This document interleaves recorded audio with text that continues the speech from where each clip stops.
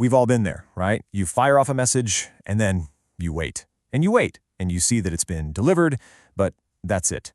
On the other hand, maybe you're the one with, I don't know, dozens of unread messages, and you get that little pang of guilt every single time you even look at your phone. Well, today, we're going to dig into the psychology behind that slow reply. And let me tell you, it's almost certainly not what you think it is. So let's just get right to the heart of it. The big question. Is a slow reply always, a sign of rudeness? I think for most of us, our gut reaction is a hard yes. It feels personal. It feels like we're being ignored, like we're just not a priority. But what if that whole story we're telling ourselves is just plain wrong? And this really lays it all out. On the one hand, we have what we think it means, our perception. We immediately jump to, oh, they're not interested, or they must be upset with me. But the reality? It's often something completely different.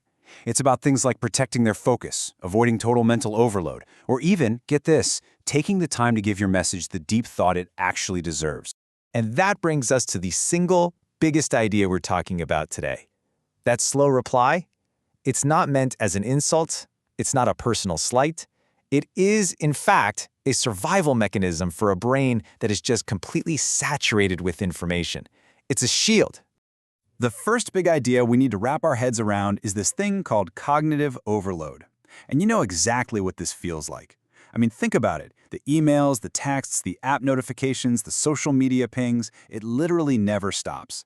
Cognitive overload is that feeling of being completely mentally fried because your brain just can't handle one more piece of incoming information. It's a very real kind of fatigue. So here's the crucial part to understand.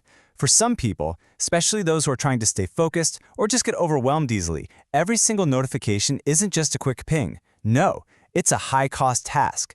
Think about it. It forces you to stop what you're doing, totally switch your mental context, process something new, think of a reply, and then try to somehow get back to what you were doing in the first place. That context switching is incredibly expensive for your brain. So what's the answer to this super high cost? Well, it's something called digital boundary regulation.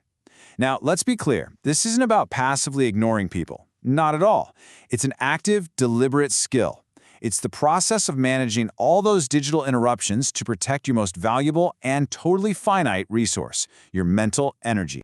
This really breaks down what's happening behind the scenes. So first, a notification pops up. It registers as an interruption. Then the brain does this little subconscious calculation. How much mental energy is this going to cost me right now? If the cost is too high, the task gets scheduled for later, for a time when it can get full attention. And then, finally, a thoughtful response is actually written and sent. See, the delay isn't neglect, it's basically mental triage. And this leads us to such a powerful way to reframe this entire thing. That person you've been thinking of as a slow responder, they're not being lazy or passive. They're acting as a digital sentry. A guard, Someone who is actively protecting their focus and their mental space from the constant siege of digital demands. Just let this one sink in for a second. You aren't ignoring them. You are protecting your focus in a world that demands your attention for free. I mean, how validating is that? Especially if you're the one who always feels guilty. Your attention is a precious resource, and it is absolutely necessary to protect it. So, what's the bottom line here?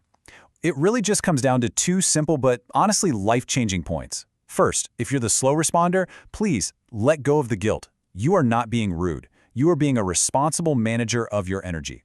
And second, if you're the one waiting for a reply, just try to grant a little grace, because 9 times out of 10, their silence is about their own bandwidth, and it has absolutely nothing to do with you.